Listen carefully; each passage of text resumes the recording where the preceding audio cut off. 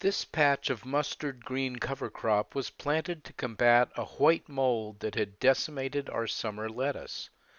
The unending rains of July this year created the perfect conditions for mold growth.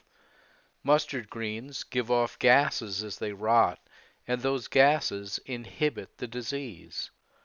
Normally, mustard is plowed down and buried after flowering, but since we want to leave the soil completely undisturbed, we rolled down the mustard and covered it tightly with old greenhouse plastic.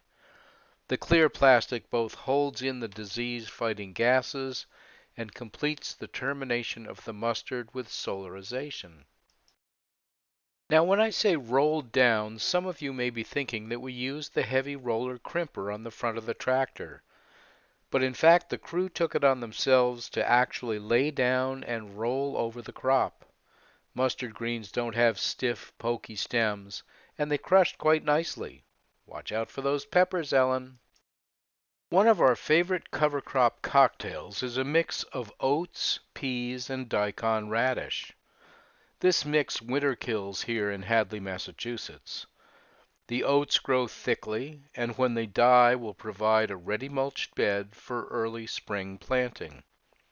The peas provide a nitrogen boost, and in a mild fall they will provide the pea flower shoots that are prized by many chefs.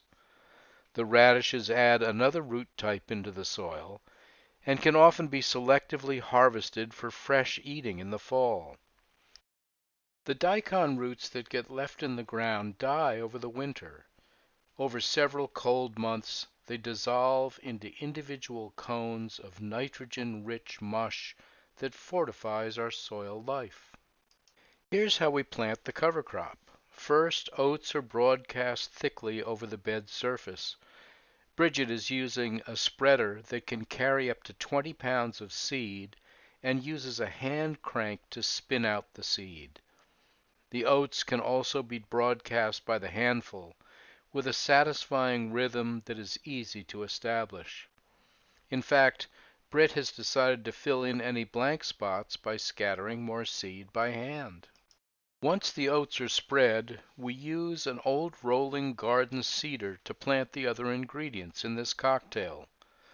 The radish goes in something like a 1/4 inch down, and the peas go in at 3/4 to 1 inch deep. The little shoe that opens the furrows for those seeds throws just enough soil to cover the oats, and that significantly speeds the oats' germination. The exact spacing of the rows isn't very important, but I do prefer to have a row of radish on the outer edges of each bed to help keep the oats and peas from spilling out into the paths.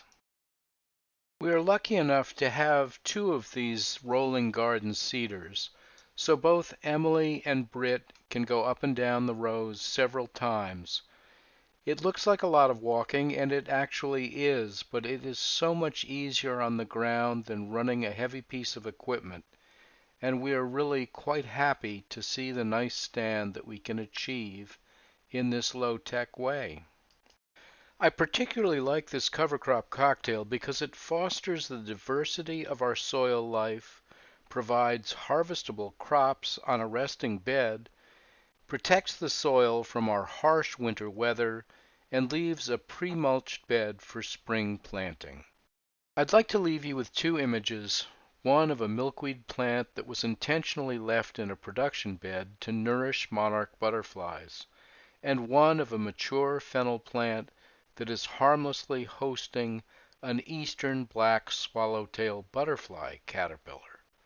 Thanks for watching. Comments and questions are welcome below. Catch you next time.